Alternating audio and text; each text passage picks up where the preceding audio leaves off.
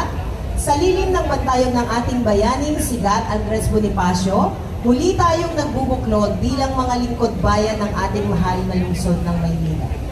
Ang tanggapan ng talaang sibil ang naatasang mamuno sa ating lingguhang pagtataas ng watawat na pangungunahan ni Ginoong Mark Anthony Gapasin sa saliw ng Banda ng Maynila. Kasunod ang panalangin ni Ginang Marinela Soriano, ang panunumpa ng katapatan sa watawat ng Pilipinas ni Binibining Christine Joyce Maliksi. Sabay-sabay na pag-awit ng awit ng Maynila kasama ang kawani ng tanggapan, ang panata sa Bagong Pilipinas ng inyong lingkod Irene C. Viloria Santiago, at sabay-sabay na pag-awit ng himno ng Bagong Pilipinas. Sa panimula po, ilagay po natin ang ating kanang kamay sa kaliwang dibdib.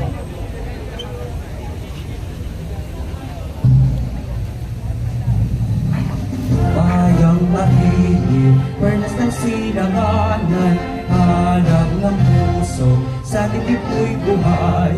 Lupang ibirang, tuyang ka ng magiging, sa manlulupi. Di ka pasisiin, sa lagat at putok, sa simoy at sa langit mong mukha. May nilagang tula at awit sa pagdahil minamahal.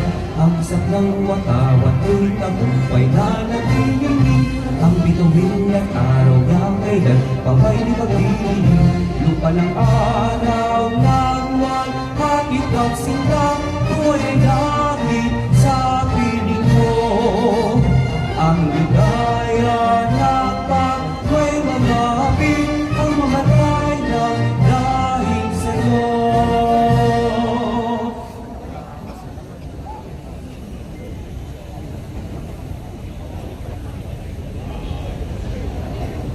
Panalangin. Amang makapangyarihan sa lahat, maraming salamat po sa araw na ito na pinagkaloob po ninyo kami mapanibagong buhay. Pinupuri at pinasasalamatan ka namin sa lahat ng mga biyaya na patuloy na pinagkakaloob sa amin. Ama, patawad po sa mga kasalanan namin na paulit-ulit namin ginagawa. Tinataas po namin sa inyo, Ama, ang librong ito na patuloy po ninyo kaming gabayan sa mga gawain upang mapaglingkuran namin ang mga mamamayan ng Maynila. Sa pangunguna ng aming mahal na Mayor, Francisco Isko Dumagoso, at Vice Mayor Lichi Atienza Valdepeñas, 10 ng mga department heads, mga mahal naming konsehal, at sa lahat ng mga empleyado ng Manila City Hall. Yakapin po ninyo kami ng inyong mapagpalang kamay at iligtas po ninyo ang bansang ito sa mga kalamidad. Itinataas din po namin sa inyo ang mga bansa sa gitna ng silangan na matigil na ang digmaan at magkaroon ng kapayapaan sa buong daigdig. Ang lahat ng ito ay aming samong dalangin sa matamis at magpagpalang inyong Jesus na aming tagapagligtas. Amen.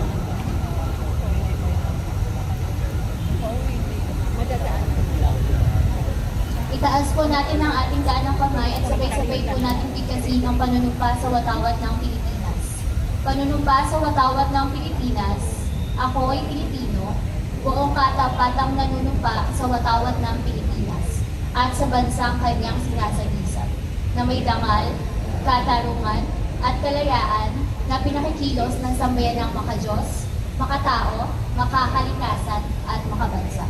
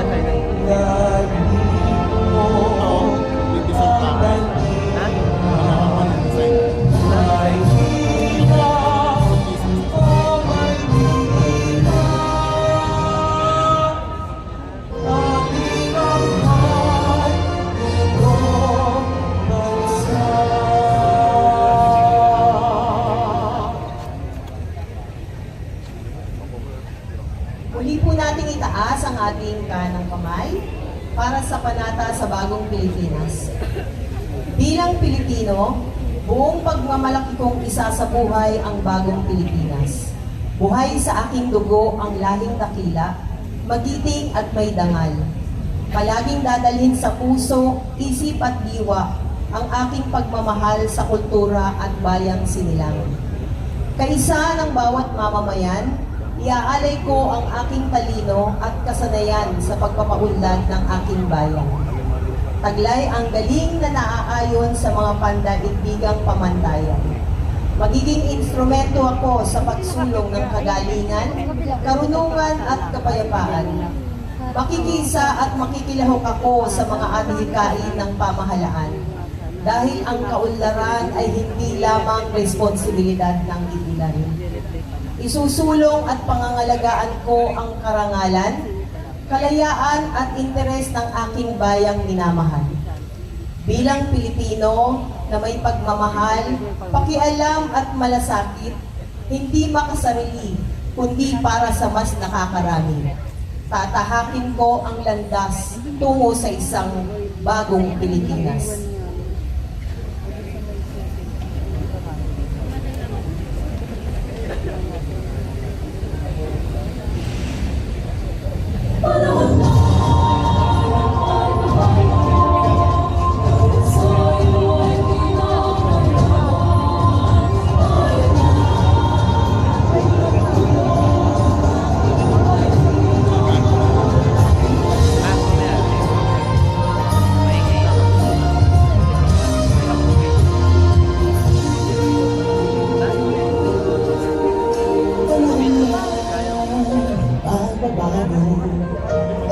Sa ito ay kinakailangan tayo na magtulong-tulong maging ang mahal.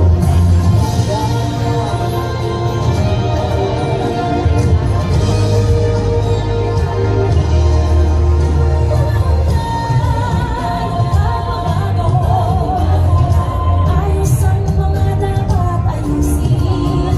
Dapat na bawat nangangalayan dito sa atin. Ang pagbabago, sa pag-asenso, sigat ng mabuti. Kuminhawa tayo, at walang natin sa mundo at ipamalas. Bagong Pilipino at bagong Pilipinas.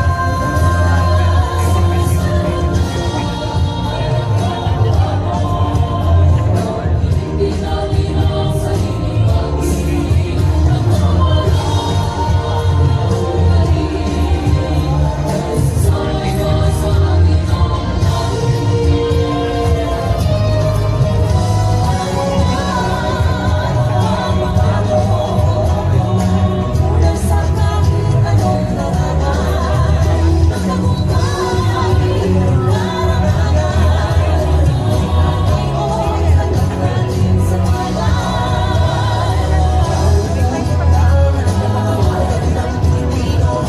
Masay at katawas, kagandahan at talento. Pagbalik sa kahit anong oras, bagong Pilipino, bagong Pilipinas.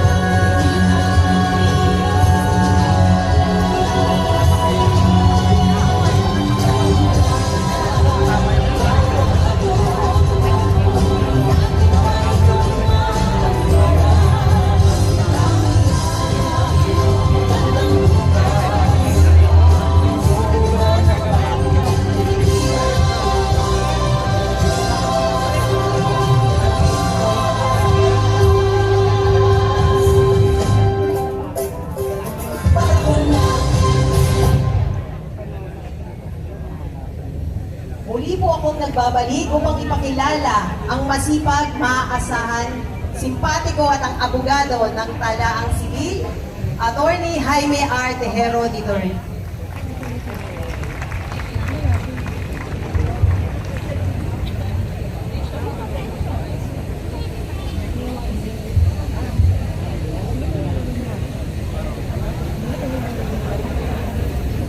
Purihin ang Panginoon to our good mayor, Honorable Francisco Isko Moreno Dumagoso, to our Vice Mayor, Honorable Angela Lay Atienza, to our City Administrator, Honorable Attorney Wardy Entos, to our Secretary to the Mayor, Honorable Letlet Sarkal, to our Chief of Staff, Dr. Cesar Chavez, to our fellow department heads, city councilors, officers, and employees of City Government of Manila, good morning. The City Civil Registry Office is mandated to record and keep events of one's personal history, such as certificate of live birth, marriage, legitimation, divorce, nullity of marriage, naturalization of citizenship, and even renunciation of Philippine citizenship.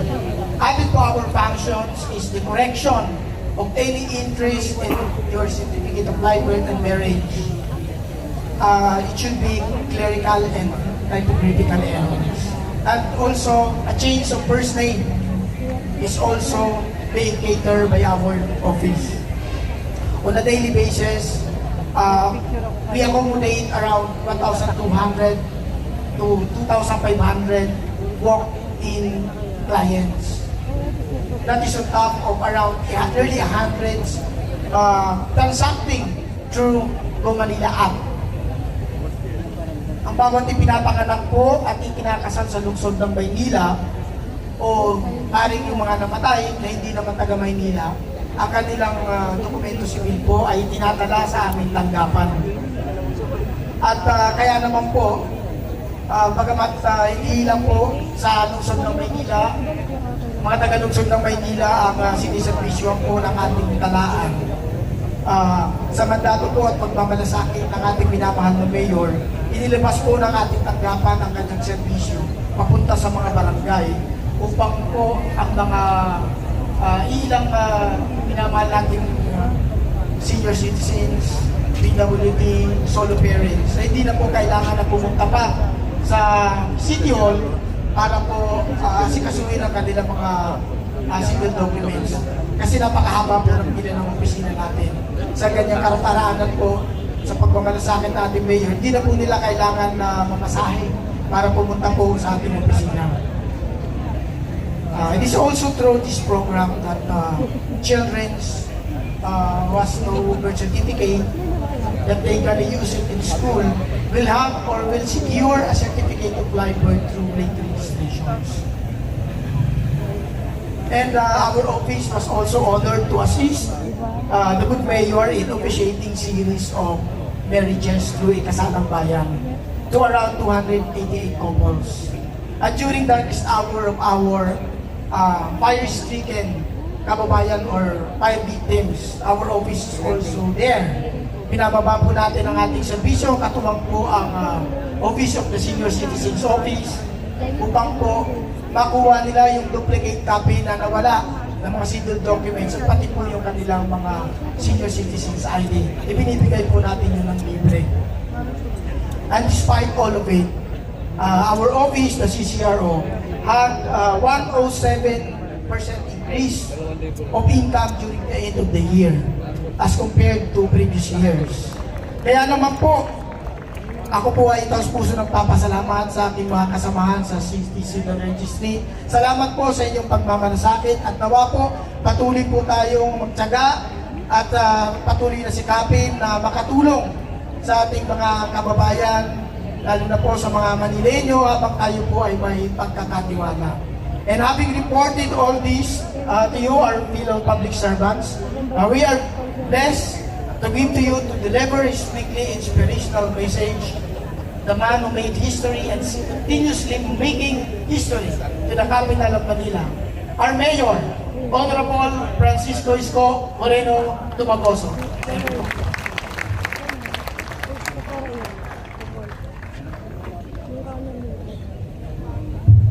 Thank you. Palakpakan natin si Atty. Teo. Parang natutulog lang. Nakapandili. Ano, Pat? Good morning! Well, unang-una, gusto ko lang pong ibigay yung kredito. I always do that naman, whether opposing party, o kung sino man, whether political or person, or sino man sa atin. Pero may ginawa po since July 1, when we assume this Monday, ang CCRO, ang ginawa po nila, meron silang halos weekly na bumababa sa barangay para yung mga tao na naghahanap ng kopya ng birth certificate, walang nawala dahil sa sunog o aberya, at saka yung mga nangangailangan ng kopya para hindi na tumosgas pamasahe sa City Hall. Yung team na ni Atty. Aaron. Thank you very much. Pumupunta sila sa yung binanggit na kanina na programa. So natutuwa po ako dahil sabi ko, sige kapot, tirahin nyo ng tirahin, suyurin nyo na suyurin. Mano pa, immediately after na may malaking sunog. Kasi sa sunog, wala pong natitira. At ang mga papelos o sa katulad ng birth certificate, kasal, and so on and so forth, yun yung mga unang nawawala. Kinakailangan nyo regularly. Saan? Lalong-lalo na sa eskwelahan. O sa mga pensyon, yung mga pagpapatunay ng pagkakakilanlan ng isang tao. Malaking bagay yung ginagawa nila. Kaya thank you very much. Keep it up, Attorney. 107%. Paldo. Kasi natutuwa yung mga empleyado pagka tumataas ang income. Because at the end of the day, hindi tatakbo ang anumang uri ng pamahalaan.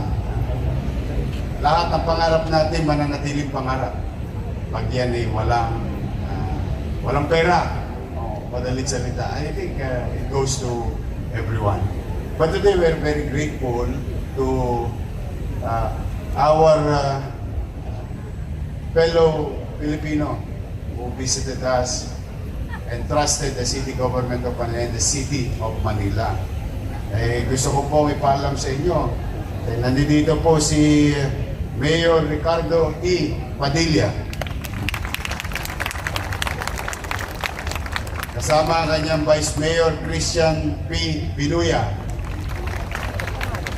Sangguniang members, Maylene Ruz, John David Padilla, Norier Marcelo, John Marvin Ronquillo, Roniel de la Cruz, Melody de la Cruz, Jomar Dandan, Gina Morales, Rolando Gragasin, Lance Vincent Caisit.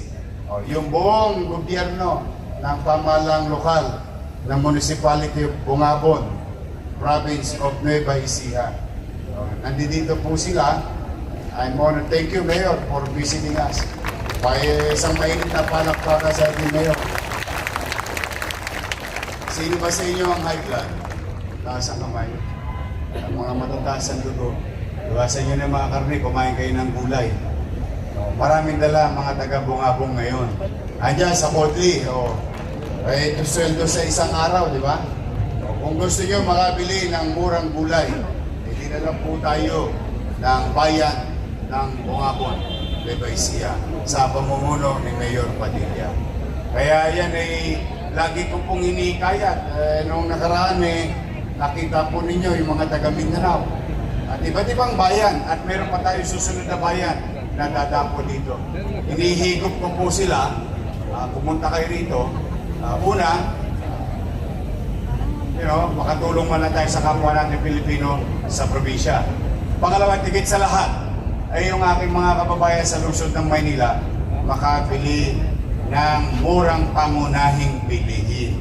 Kaya po maraming salamat, Mayor Padilla, sa tulong ninyo sa lungsod ng Maynila. Mas kami tinulungan ninyo. Kung sa inyo iniisip ninyo kayo tinutulungan ng lungsod, hindi po. Mas kami po'y natutulungan.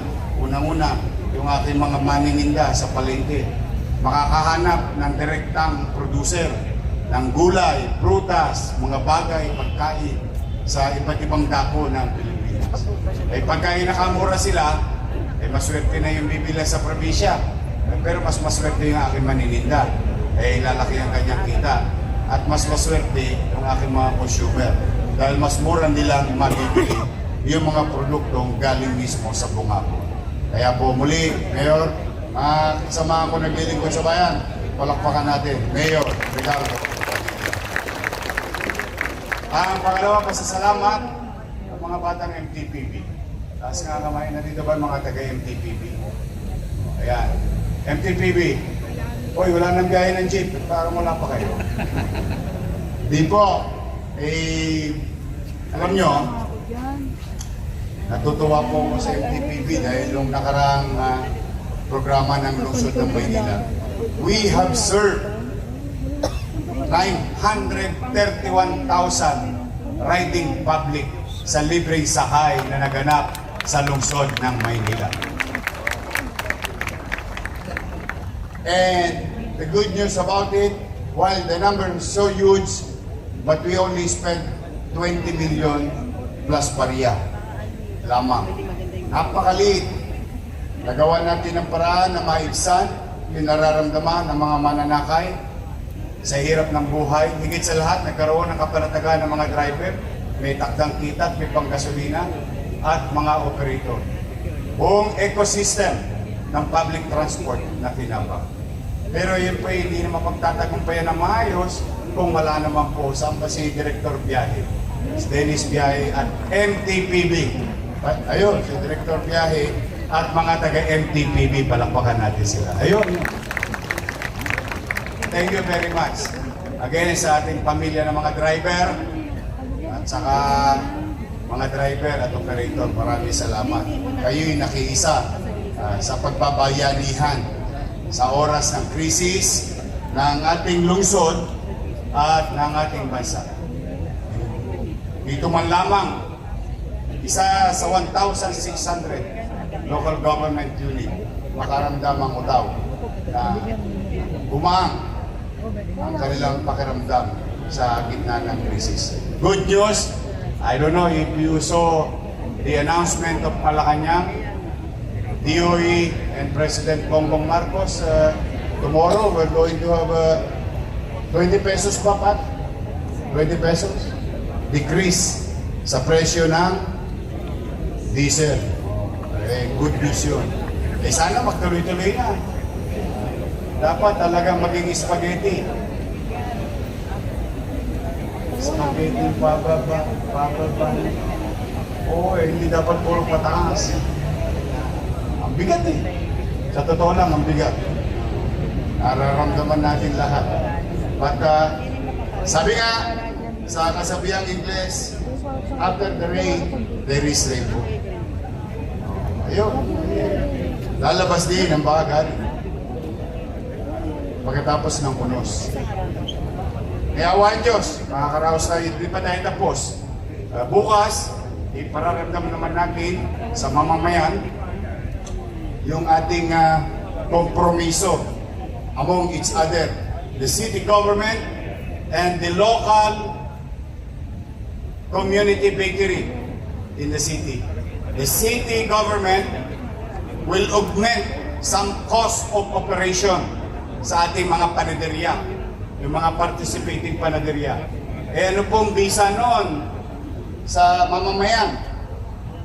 This is in our own little way, surgically helping certain sector to reach as many as we can with the little amount being utilized by the city government through its taxpayers' money. Tomorrow, mag-i-start na tayo mag-deliver ng tulong sa mga panaderya. Na ang kompromiso naman nila, in the next 30 days, hindi magtataas ang what you call Filipino bread or Filipino basic bread. Kaya ako naman paniwala ko, ito po ay mukha ng Filipino breakfast or almusal ng bawat pamilyang Pilipino. Hindi lang Manileño, Pilipino. Mayaman, middle class, mahirap. pandesal, pandelimon, monay, Spanish bread, putok. Ikaw, Jess, meron? Wala. Ang init ng araw. Ang aga pumasok ng araw. Buti na lang, may magic tong salamin ko. Kaya lang, lugi ka, namumula na yung matang.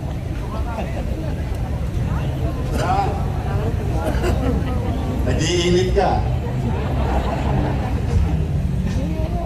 Totoo pati ang aming na-reach na agreement, wala akong gagalawin sa kanila, basta proteksyonan lang ang mamamayan na magkaroon ng kapanatagan na anumang presyo nila ngayon ay hindi na papalo in the next 30 days. So may awa ang Diyos. Tulong-tulong lang.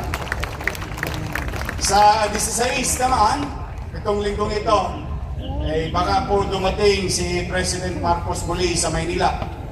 Dahil baka ipatupad na yung programang bigas sa ating mga mamamayan. Sa mga manggagawa, pampubliko at pribado. Malaking sektor ng mga manggagawa or working class.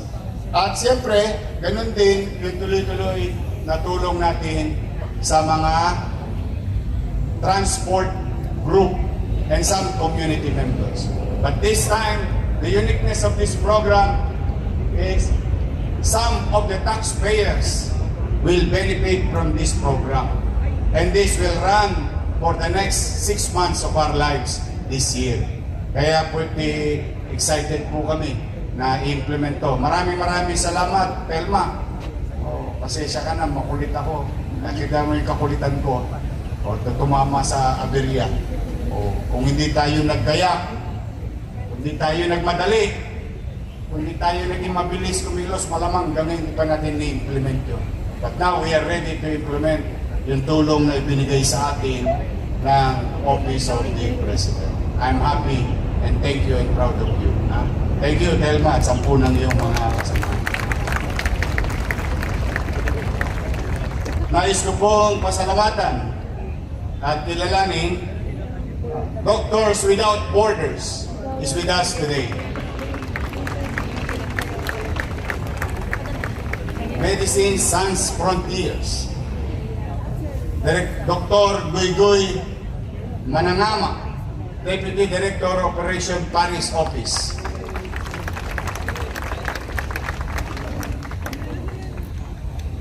Elisop Sel, Manager Tokyo Office. Forgive me in advance, I hope I pronounce it right. Dr. Shuaib,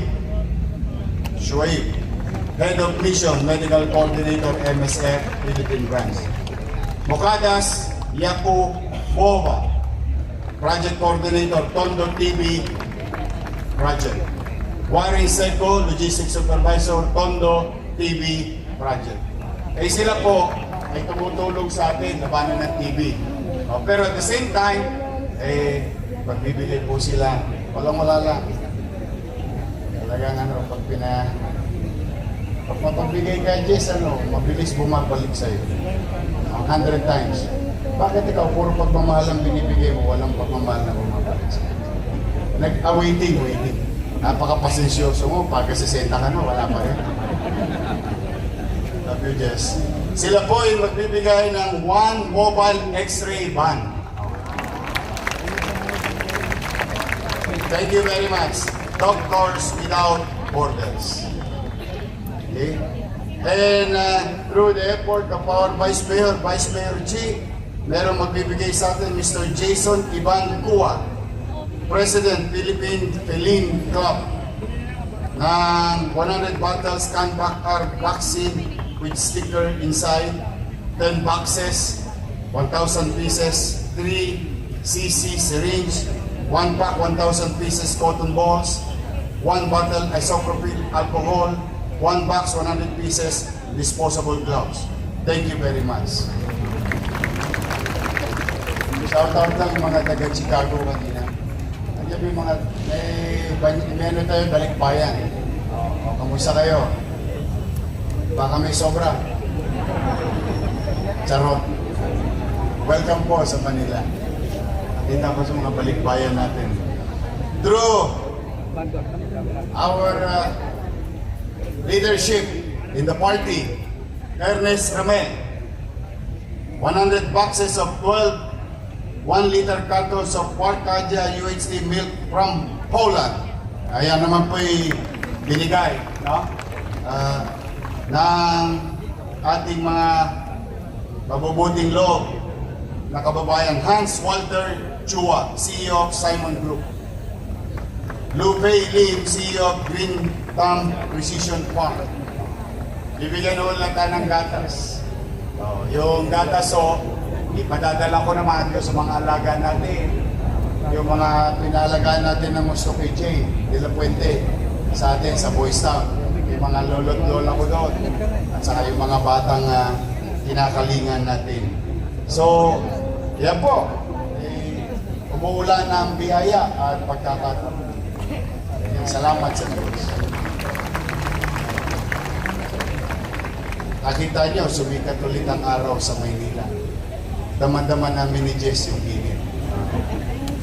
But kidding aside, as I have said, in our own little way, sa tulong ninyo, pipilitin kong maging mabuti, mainam at masinop na anumang resources na meron tayo, gagamitin natin na efficienteng makapaglingkod sa tao. Unti-unti lang. And nasabi ko na, ilang Lunes na patatapos din naman. Ang lahat ng bagay may katapusan. Tiyak yun. Hindi araw-araw masaya, hindi araw-araw malungkot. May tapos ang lahat. Kaya Jess, patatapos din yan. Gusto ko talaga magka-nobya to eh. But again and again, I'm happy to inform the Pamantasan Luzon ng Maynila community. The other day, I think for the first time, lagi on time ang City of Manila sa ating mga obligasyon sa ating Pamantasan Luzon ng Maynila. Nakakabawas pa tayo ng lumang utang. Tama ba, Paul? So, ibig sabihin, yung lahat ng mga sinabi ko nung mga nakaraang flag ceremony na tulungan ninyo ako maging efficient kayo sa inyong kanya-kanyang opisina. Tingnan po ninyo, nagbubuti po, nagdadala po ng magandang resulta. Talaga po nga, pag tayo naging masinop, mainam sa kanya-kanya nating field of undertakings, bubuti. May pupuntahan, may mararating. Kaya sa inyo pong mga narito, lalo na, marami sa inyo, pag-retire na. Mag-retire na. Thank you for all of those years that you have dedicated your life and time to be of service to the people. But, in the last mile of our life, particularly in our career, siguro magandang maalala ninyo ang tanong na ito. Sa nalalabing taon ng ating paglilingkod sa siyudad ng Maynila bilang bahagi ng pamahalaan. Ano ba ang nagawa ko bilang kasapi nito? Kasi yung tanong na yan, ahabulin kayo niya. Pag kayo'y kukuya-kuya-kuy na sa tumba-tumba, babalik ang alaala. Ano ba ang naging partisipasyon? Ano ang naging bahagi ko upang makagaan sa katatayuan ng aming mamamayan, sapagkat ako'y bahagi ng pamahalang naglilingkod sa kanya. Kaya I encourage each and every one of you, to those, kasi I'll be signing retirement eh. Pero huwag kayo mag-alala. Dami ko rin ginagawa last week. I-announce ko na lang next week o patungkol sa Paseco Hospital. But, huwag kayo mag-alala. Kung kayo nagbuti at magbubuti pa, at habang kami naririto, hindi namin ipagpapaliwanag yung mga araw na pagtsatsaga, hirap sumakay, nabaha, lahat na, pati may lagnat ka, pumapasok ka. lahat ng sakripisyo ninyo sa paglilingkod ay habang kami narito, pagbubutihan naman namin at papatuloy na maglingkod ng mainam sa ating mga. So muli, another week, and I hope this week will be a better week for everyone. Katulad ng panalangin kanina nung nagdasal sa atin. Sabi niya, sana nga naman magkaroon na ng kapayapaan sa mundo. Let there be peace on earth. Because with peace, we can move fast. In peace, we can be more productive. Kaya wala talagang may papalit sa kapayapaan. Walang katumbas kapag may kapayapaan. And thank you for that prayer. No? Sana nga. So muli, another week, stay healthy. And can you smile? Can you smile for Jess? Smile because, again, let me remind you, like what the saying, yung sinabi sa salitang English, many are called, but few are chosen. You were the chosen one. Be of service wholeheartedly while you're here. Masarap maglingkod sa bayan. Masarap na mabigyan mo ng ngiti ang isang nagdarahong, nakararamdam ng masamang karamdaman at napangiti mo, napalubag mo ang loob. Walang kapalit yung mga ngiting yaon ng ating mga kababayan. Mag-ingat kayo, maging malusog kayo ngayong linggo to. Kailangan ko kayo. I cannot do it alone. I need each and every one of you. Magandang araw. Pagpalain nawa kayo ng buong may naman. Maraming salamat. Manila! God first. Thank you. Mainit na.